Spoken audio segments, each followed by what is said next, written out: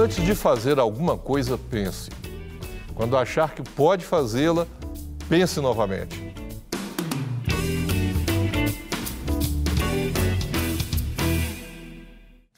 Baseados nesse prudente conselho do filósofo e matemático Pitágoras, mais uma vez assistimos a uma luta entre a Presidência da República e o Tribunal Superior Eleitoral, valendo a inviolabilidade das urnas eletrônicas.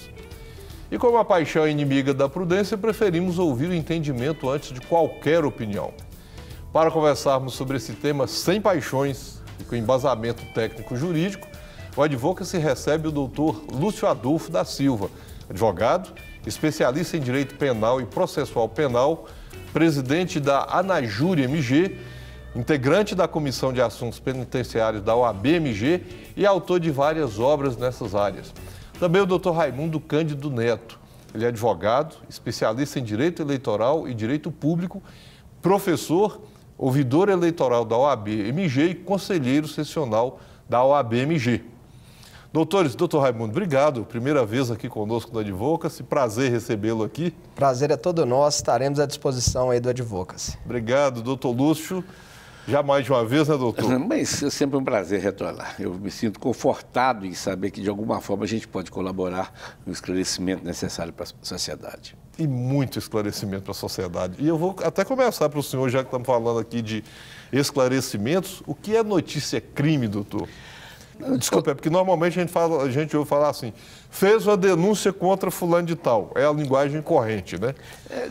Basicamente, trata-se da a peça de ingresso de uma ação penal, de uma investigação, de uma pretensão de análise de alguns fatos na ação privada. Ou seja, nós temos dois tipos de ação que nós chamamos de processo crime no Brasil, ele se inicia com o oferecimento de uma peça. Só que, quando o interesse é privado, quando a pessoa é que tem esse interesse, ela faz o que nós chamamos da queixa-crime, né? É essa a peça inicial da ação penal, quando se trata de interesse privado. É onde eu não estou entendendo a questão da celeuma instalada aí, quando se trata aqui de uma ofensa, em tese, né, pelo que nós sabemos apenas que a imprensa nos traz, contra uma instituição, que seria o Tribunal Superior Eleitoral. Então, eu não estou vendo a particularidade da privacidade dessa matéria para ser levada para queixa-crime. Mas, doutor, deixa eu voltar aqui um pouquinho antes, só para esclarecer também para o nosso telespectador que parte não é de formação jurídica. Quando o senhor fala ação privada, o que é isso? Ação pública e ação privada do direito penal. A natureza da ação penal, ela pode ser privada ou ela pode ser pública. Pode ser pública e incondicionada ou pode ter uma que é um meio misto de tudo. O que significa? Se eu mato o meu irmão, a minha mãe não pode me perdoar. Ou seja, o interesse público torna obrigatório o processamento da imputação. Ou seja, o crime tem que ser analisado e julgado. E aí quem entraria com essa ação? Seria o Estado, através do Ministério Público, certo. O grande competente, o dominus litis. Agora, e se trata de interesse do particular, da pessoa, aí nós passamos para essa outra área, que é o interesse privado. Então, a ação penal pública incondicionada é de pleno domínio do Estado e a privada é exercida pelo interessado.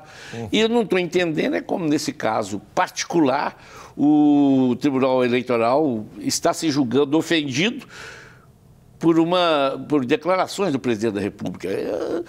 Eu não sei nem se ele tem capacidade, como eu acho que é mais a matéria para o Neto sobre isso aqui, não sei nem se ele tem capacidade representativa. Quem é que vai fazer esse endereçamento de uma peça ao Supremo, no caso, por causa da natureza e o cargo do presidente da República, né? Eu realmente acho que isso aí é absolutamente descabido. Aliás, como tem sido as coisas ali em Brasília, né?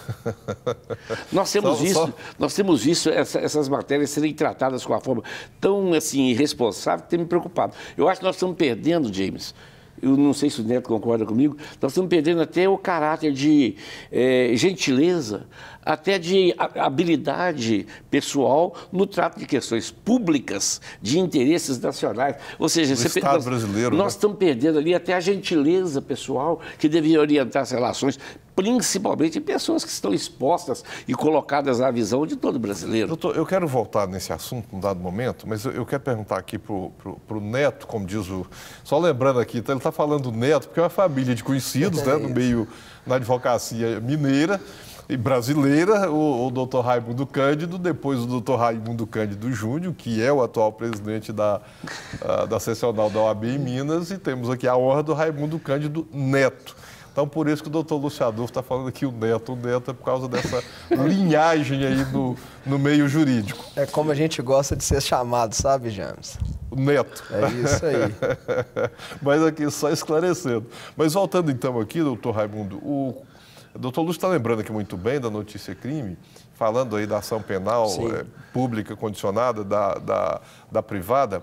Neste caso, caberia ao TSE apresentar uma representação ao STF, quer dizer, o Tribunal Superior Eleitoral, ao presidente ao Supremo Tribunal Federal, em razão de declarações que o presidente da República fez, colocando em xeque a lisura ou a idoneidade do sistema das urnas eletrônicas, né? Só lembrando aqui que nós não estamos entrando nessa polêmica política, apenas analisando os aspectos técnicos jurídicos. Caberia ao TSE tal, digamos, competência? Poderia ser ele a quem fazer isso? E também seria para o STF? Sim, o que me parece que está acontecendo, James, é mais uma estratégia institucional. Então, a gente sabe, o Lúcio disse bem, que se há um cometimento de crime, seja pelo presidente da República ou por qualquer outra pessoa, quem age, quem é o titular da ação, no caso da ação penal pública, é de fato o Ministério Público. Como o presidente da República tem a prerrogativa de foro, seria o Procurador-Geral da República. Certo. Correto? O que eles estão fazendo? Eles estão, na verdade, de uma forma institucional, fazendo uma representação. Seria um arrazoado de fundamentos e justificativas, segundo as quais, aí sim, o presidente da República teria, em tese, cometido determinados tipos de infrações, mas para embasar e para que essa notícia crimes ou essa representação, ela chegue ao destinatário da ação penal, vamos dizer assim, estrategicamente fortalecida de fundamentos jurídicos e técnicos, seja para pressionar o Ministério Público Federal a tomar alguma medida, seja para dar consistência à narrativa que eles têm construído em desfavor do presidente da República. Então, me parece com muita clareza que é muito mais uma estratégia jurídica do que, de fato, uma peça com relevância condenatória ou apta a ensejar a abertura de um processo, ainda que investigatório, ou, de fato, um processo penal. Agora, Lúcio, isso teria que ir ao rigor, até pela fala do doutor Raimundo, teria que ir à PGR em algum momento. Quer dizer, o STF não pode ele chegar, receber, processar, receber a denúncia, a representação, a denúncia e etc. Mas só antes disso, doutor, o TSE, ou a Justiça Eleitoral, até quando vai a competência dela sobre o candidato empossado e etc? A que momento que exaure aí a competência da Justiça Eleitoral? Espetacular o esclarecimento ao nosso telespectador, que a Justiça Eleitoral, ao contrário de todas as demais, ela tem uma função, uma natureza dupla. Uhum. Ela organiza as eleições. Então, em algum momento, por exemplo, no caso das urnas eletrônicas ou da apuração, ou do dia da própria eleição, né, dos mesários, etc., ela, em algum momento, ela inclusive legisla, né, uma justiça de organização das eleições. E, tal qual as demais, ela julga, ela dirime as lides decorrentes dessas eleições, né? São casos, centenas de exemplos que a gente pode trazer aqui de uma compra de voto, uma disputa de partidos e várias outras situações. E exatamente por isso, James, que a Justiça Eleitoral ela tem prazos exíguos de funcionamento. Uhum. Então, você tem um momento que é o registro de candidatura, depois você tem o momento da Justiça organizando a própria eleição, como as propagandas, tempo de televisão, depois você tem a apuração e você tem a diplomação. Com a diplomação, que normalmente ocorre na última semana, ali antes do Natal, antes do encerrado do ano, a Justiça Eleitoral cumpre a sua missão. Então, a maioria dos processos, por exemplo, eleitorais, eles têm prazo decadencial até a diplomação, com duas exceções pequenas, que é a ação de impugnação do mandato eletivo e o recurso contra a própria expedição do diploma. Mesmo assim, são prazos exíguos de 15 dias após a diplomação. Então, nós não temos hoje, em relação às eleições de 2020, prazo para nenhum tipo de processo novo. Nenhum tipo de processo novo. Nós estamos hoje julgando processos iniciados até essas datas que eu citei, a não ser um processo criminal. Mas aí um processo criminal relativo às eleições, compra de voto, abuso de poder e qualquer tipo de corrupção ou fraude nas eleições. Então não há campo para a própria Justiça Eleitoral investigar ou muito menos processar qualquer tipo de situação afeita às urnas eletrônicas, por exemplo, nesse momento específico. Porque a urna eletrônica, a rigor, não é uma questão administrativa, né? Assim, de processamento do sistema, né? E não, o resultado, evidentemente, é tudo regulamentado pela Justiça Eleitoral, mas é uma questão administrativa, né? Não é jurisdicional do que tange a matéria eleitoral, né? Exatamente. Não dá para fazer essa confusão. A urna eletrônica é um exemplo da parte da Justiça Eleitoral que administra e organiza as eleições. Tal qual o mesário, tal qual a organização de sessões, de zonas eleitorais, não está no campo jurisdicional. É exatamente o exemplo da situação anterior que nós falamos. E aí, doutor? Você me mencionava a questão da PGR, né, da Procuradoria-Geral de Justiça, que teria que ser instada a qualquer instante. Sim, obrigatoriamente sim. Mas antes disso, eu quero fazer um comentário. Eu já estive no seu programa, nós tratamos de outro assunto. Eu me lembro perfeitamente da verdadeira celeuma que se instalou no Brasil, novamente em Brasília, quando se dizia assim: o Ministério Público podia iniciar a ação penal, se ele podia investigar a ação penal, a capacidade investigativa do MP. Lembra disso? Isso é a devida provocação? Mas eu não estou vendo ninguém brigar contra isso agora. Esse poder de direito que está sendo usurpado pelo Supremo. A questão é muito simples. Quem é que tem competência para iniciar uma ação penal? É o Ministério Público. Então, o ordenamento normal seria: qualquer pessoa, qualquer cidadão que tenha conhecimento da existência de uma irregularidade, particularmente nas questões eleitorais, do AU, ele tem o poder, direito e até obrigação, vamos dizer logo, de fazer uma representação, o que nós chamamos da queixa-crime. Só que isso, ele encaminha isso ao juiz competente e o juiz recebe, mas isso é encaminhado ao Ministério Público. O Ministério Público continua sendo o dono da ação, o dono lítico, a expressão que nós usamos muito, não sei porquê, mas é o dono da ação, literalmente. Lites, né? E o que acontece? Nós não estamos entendendo o que está acontecendo, né? O Supremo está determinando a abertura de inquérito, ele está aceitando, porque os integrantes do Supremo têm vários deles são comuns do próprio TSE. Não, que juntou, inclusive, no inquérito da fake news o chamado fim do mundo. Ou seja, na realidade, o que tem de criminoso aí, na realidade, é a própria peça que eles estão inventando aí. Porque ainda tem um aspecto, Neto, eu não sei como é que você vê essa situação. Veja bem, a ação penal, se ela decorre por força do artigo 355 do Código Eleitoral, se ela decorre de problema eleitoral, ela fica pública e incondicionada. Bom, se ela é pública incondicionada, ela é de capacidade exclusiva do Ministério Público. Mas aí vem outra questão. Quem representa o TSE para ter capacidade de encaminhar essa peça? Se alguém entendesse que era uma ofensa pessoal a um dos integrantes do Ministério, ele deveria agir como todo cidadão. Tratar dos crimes contra a honra. Sim. Agora, o que nós estamos vendo é um absurdo. Eles estão se valendo do cargo de ministro para tratar de seus interesses. Não se trata mais da questão de urna eletrônica, de confiabilidade. Eu só não consigo entender como é que alguém pode ser contra qualquer procedimento que tenha como objetivo fazer um controle eficaz da legalidade, da soberania, da grandiosidade de uma eleição. Quando você se opõe a isso, podemos até discutir como nós vamos fazer esse controle, se nós vamos quebrar a inviolabilidade da decisão do eleitor, tudo isso tem que ser visto. Mas sem saber por quê, nem como, ninguém sabe qual controle é esse, todo mundo já é contra. O sistema é inviolável, né? Já tem provas disso.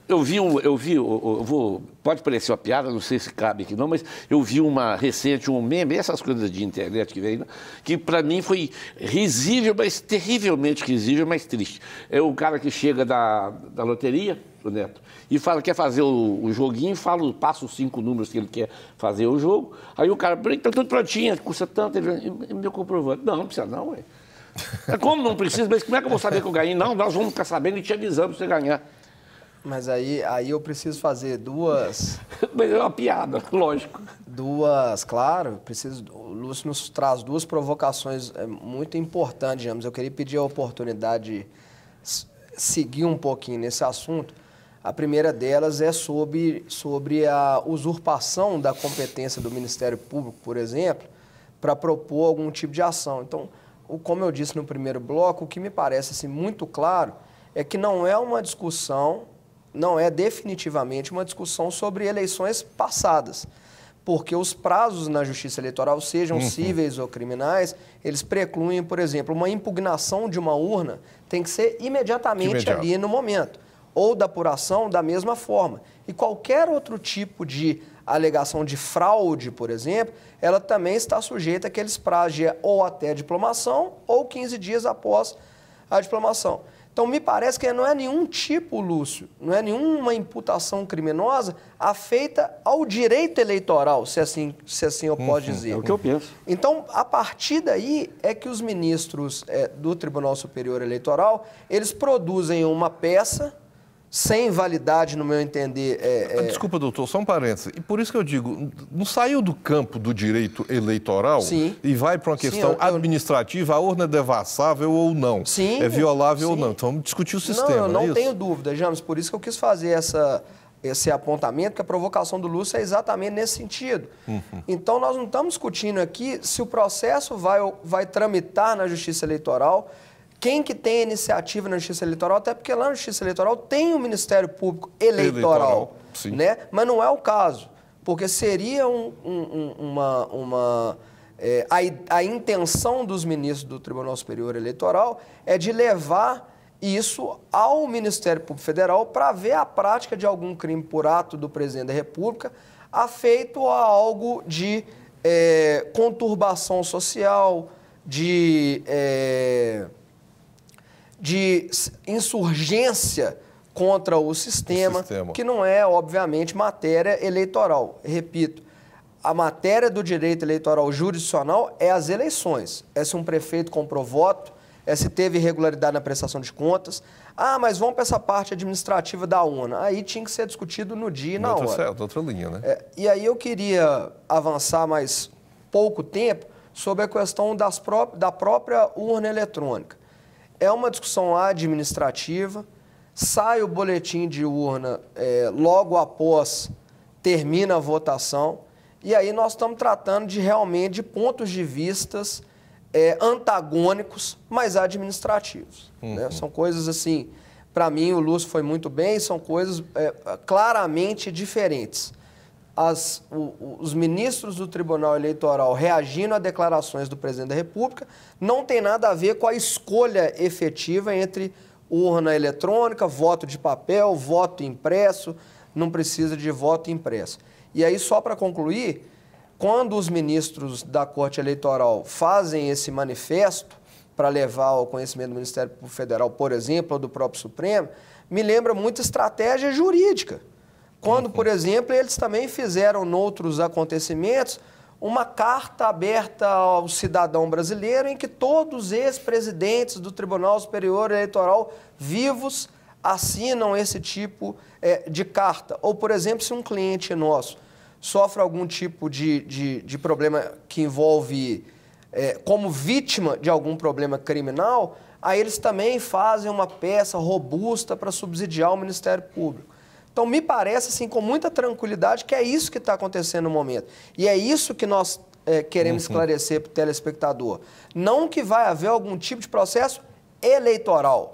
Não vai haver ali a jurisdição de crime eleitoral, está inelegível. Anula a eleição, não anula a eleição. Persegue quem está difamando a justiça eleitoral ou não. Não vai ter nada dentro do ambiente da justiça eleitoral. Simplesmente os membros da Corte Eleitoral estão indignados com as manifestações e estão remetendo vamos dizer, à sede não própria, né, Lúcio? Porque seria o MPF, mas eles estão mandando para o Supremo, um arrazoado para pedir providências. É isso que me parece a situação atual. E qual que é a diferença entre, e aí eu pergunto nas duas searas aqui, nas duas áreas aqui, o inquérito e o processo? O inquérito é um procedimento... criminal e o civil, inclusive. O inquérito é um procedimento meramente investigatório. Ele é inquisitorial. Inquérito, exatamente. Que não se dá na justiça. Tinha até a brincadeira no meio penal que fala que quem manda no inquérito é o delegado, a mulher do delegado e Deus. Então, essa é a questão. A investigação ocorre ali. Então, isso não é competência nem do MP, nem do Ministério Público. Isso é da autoridade policial adequada, dentro do nível de comando que eles tiverem lá, dentro da especialização que eles tiverem. Agora, o inquérito não é um processo, não pressupõe a existência sequer da própria conduta. Ele se presta exatamente para investigar se houve. O correto, quando é vir a ver de entendimentos mais espertos e mais inteligentes, o correto seria encaminhar ao Ministério Público um pedido para que ele solicitasse, encaminhasse, encabeçasse, participasse de investigações para analisar a conduta desse ou daquele, no caso, o presidente da República. O Ministério Público, inclusive, pode entender do relatório pode lá que não tem crime. Não tem crime, não pode não oferecer denúncia, pedir o arquivamento. E ninguém pode se opor a essa decisão, vontade do Ministério Público, se apresentada. Essa é a questão. Hoje nós estamos fazendo o seguinte... Me perdoa, não sou a favor nem contra Bolsonaro, não sou a favor nem contra o Supremo. Contra o Supremo eu estou me posicionando bastante contra, porque eu acho que nós estamos correndo o risco de se institucionalizar procedimentos jurídicos desde a raiz até a sentença final, começando e terminando no judiciário. Isso está errado. Ou seja, o judiciário determina a abertura do inquérito, ele acompanha a feitura do inquérito, preside o inquérito, julga e depois analisa o recurso. Mas ficou louco. Perdemos sentido. Agora, no caso particular, eu acho que escolher a via adequada é porque eles têm certeza. Isso aí eu concordo com o Neto novamente. Quero dizer que quando eu falo concordo com o Neto, porque o Neto é um grande professor. Se correr tudo bem, ele vai estar cabeceando aí e entrando como nosso candidato a presidente da OAB. Então nós estamos aqui, não estou lançando, não, nós estamos num movimento intenso para fazer isso realidade, né?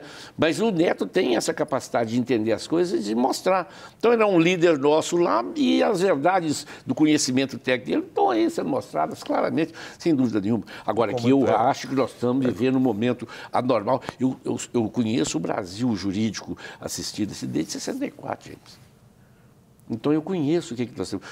Eles estão forçando uma situação. Ninguém mais quer falar em impeachment do Collor, porque o medo de tirar o Bolsonaro e colocar o Mourão. Vice, né? Você não sabe se a troca dos ovos... Mas, ô Lúcio, nessa seara, aí nós estamos aqui já no finalzinho do bloco. Quando a gente fala no inquérito criminal, sim, ele vem e se torna ação depois que o Ministério Público faz a representação. Ele se posiciona sobre a investigação. Que o juiz pode...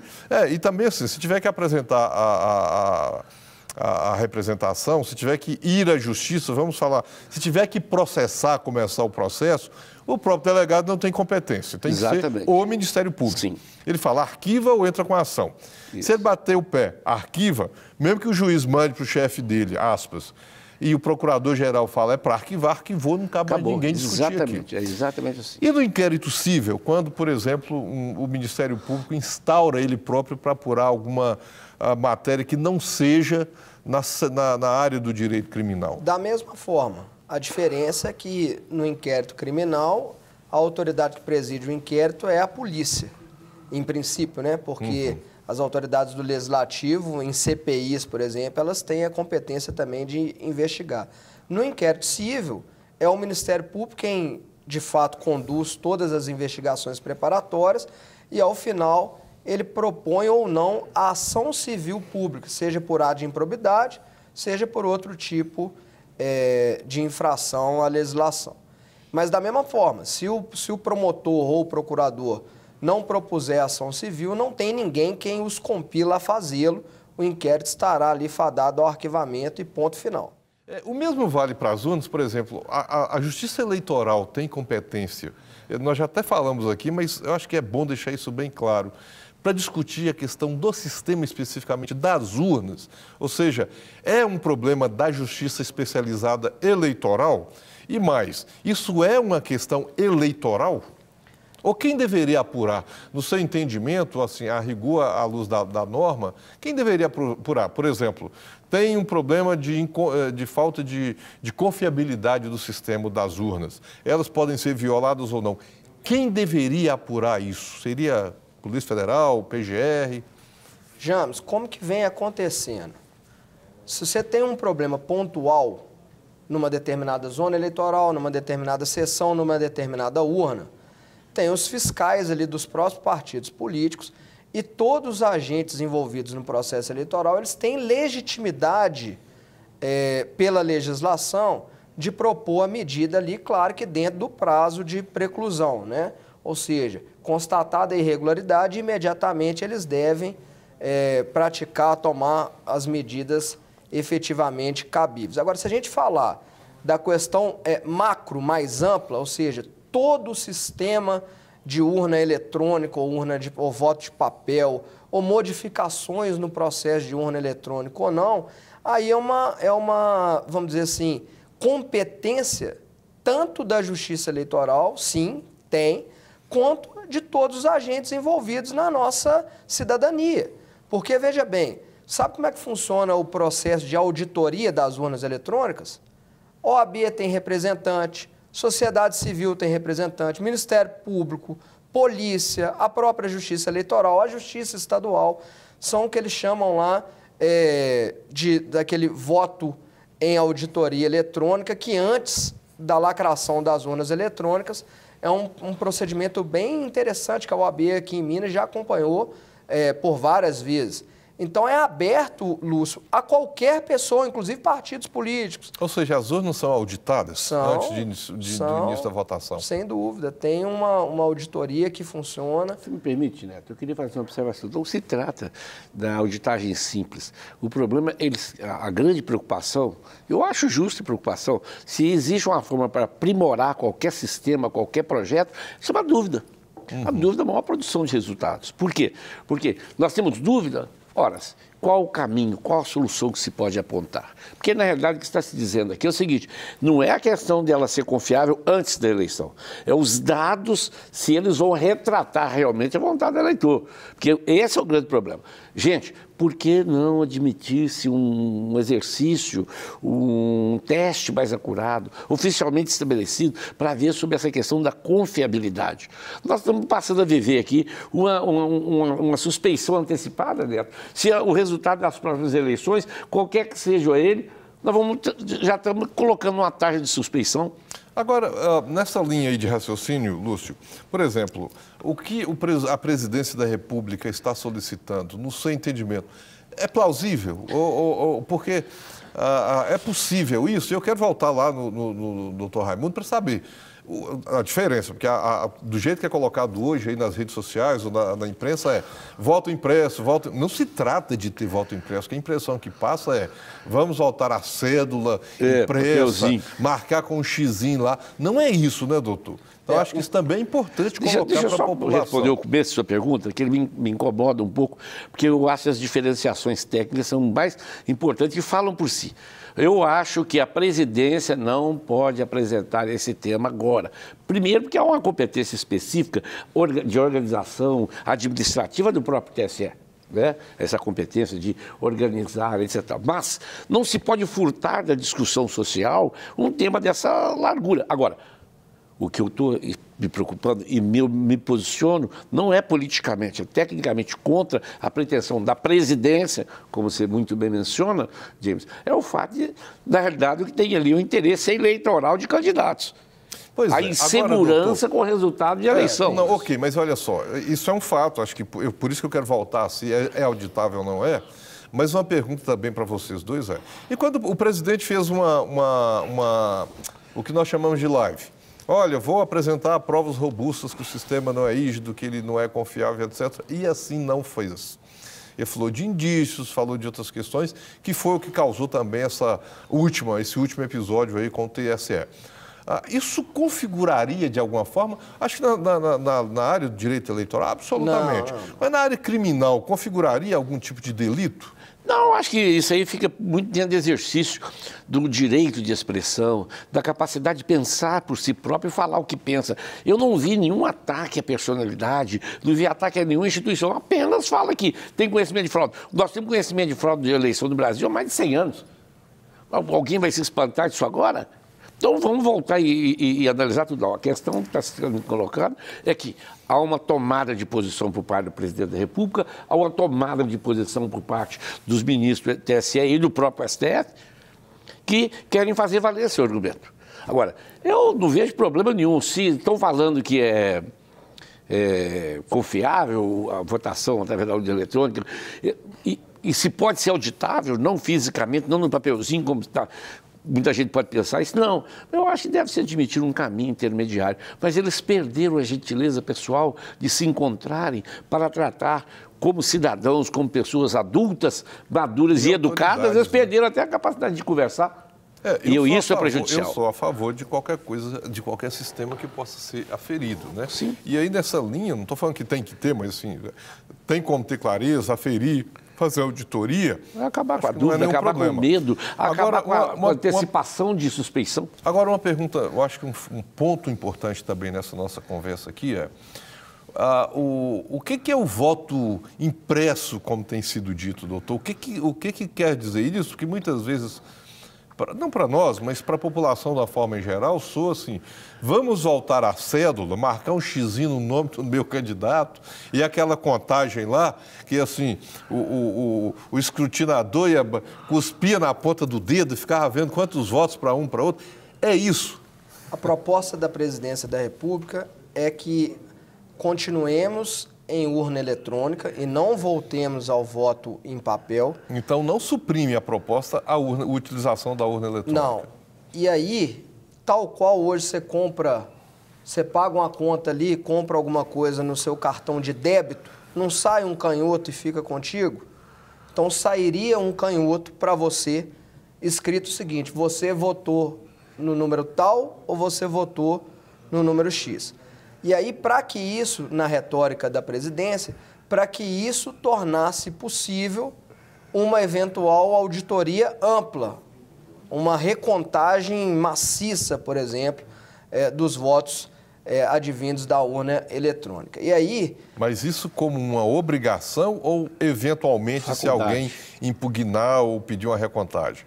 Não, e aí, mas quando se propõe que o voto seja impresso, ou seja, que saia ali das urnas um papel escrito em quem eu votei, é exatamente para que haja um pleito de recontagem ou de auditoria. Se me permite, Neto, colocado assim, eu tenho pavor. Eu sou contra o voto auditável. Porque, na verdade, a proposta que eu vi tem uma conotação diferente que não é essa. Porque isso aí você está entregando a mesma coisa que você está dando uma cópia do seu voto. Isso depois você pode quebrar até a inviolabilidade do sistema eleitoral. Mas aí, Lúcio, essa resistência... A proposta é outra. A proposta que estava sendo ventilada é um pouco diferente disso aí. O que é?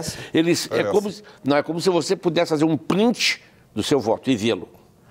Mas ele é descartado da própria urna. Pois é, aí é que eu ia perguntar aqui. Esse print ou essa impressão cai lá numa outra urna separada ou ele é devolvido para o eleitor? Essa é a grande resistência ao pleito da Presidência da República. Porque se você, eleitor, sairia com aquele print, com aquela impressão... Seria entregue para o eleitor. E levaria embora. Isso é perigoso. É isso. E aí, qual que é a grande resistência dos eleitoralistas e da própria Justiça Eleitoral? Que você retroceda no sentido de trazer um mal, que é a compra de voto, que ainda que não esteja alijada do nosso sistema eleitoral, mas vem diminuindo bastante ao longo dos últimos anos.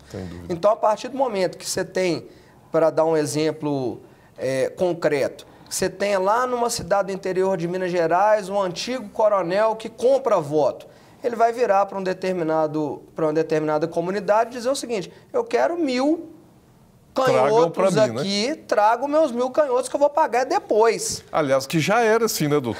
Só que era aquele negócio do meio sapato, né? Você dava um pé de sapato e depois você dava o segundo depois. Só não tinha como aferir o voto do... Exatamente. Agora então, teria. Lúcio, essa é a grande resistência da Justiça Eleitoral e dos operadores do direito eleitoral em relação à proposta.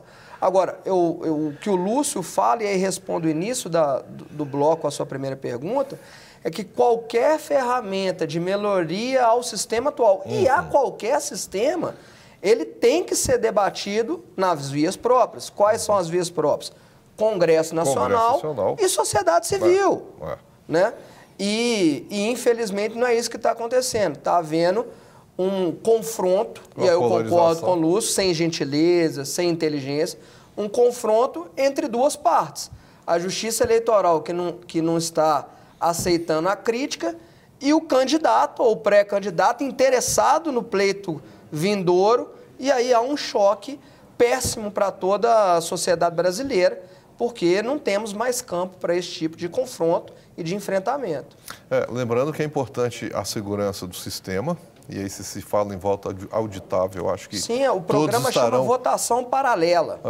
É uma auditoria, Lúcio, assim, bem interessante. Claro que precisa ser aprimorada, sobretudo, quando há críticas mais contundentes advindas, por exemplo, do presidente da República.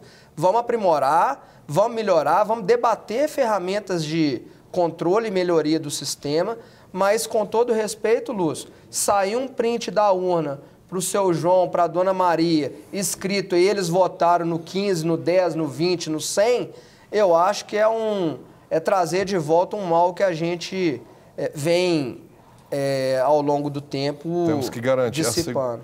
Nós temos que assegurar a segurança do sistema, mas também assegurar que esse tipo de prática continue sendo coibida e nunca mais volte ao nosso sistema. E a segurança do eleitor, James?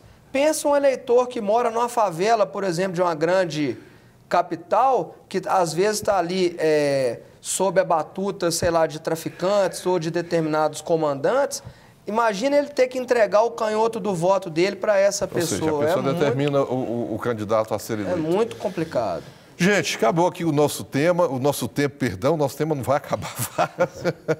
Obrigado, Lúcio, obrigado, Neto, o doutor Lúcio Adolfo, doutor Raimundo Neto, pela participação aqui, esse esclarecimento assim, importantíssimo, com muita clareza. Eu quero aqui falar do livro, só para encerrar, mostrar aqui rapidinho, o livro aqui do nosso convidado, doutor Lúcio Adolfo, lançados recentemente. Tá aqui, eu vou deixar os dois aqui para que vocês possam ver, eu acho que ali dá para ver. Já está sendo distribuído, né? Sim. Pela internet? Sim, a Amazon. A Amazon consegue lá. Obrigado, doutores. Que agradeço, James, sempre à disposição. E foi uma honra bater esse papo contigo e com o meu grande amigo aqui, o Lúcio Adolfo, essa cabeça brilhante. Eu agradeço particularmente também o prêmio de ter encontrado um amigo que no nosso dia a dia nos afasta um pouco. A gente se fala muito pelo telefone. Prêmio para todos nós. E nós concluímos mais este Advocacy. Muito obrigado pela sua audiência. E encerramos trazendo um prudente pensamento de Sir Winston Churchill.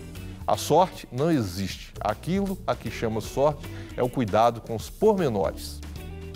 Prudência, cuidado com os pormenores e até o próximo Advocacy.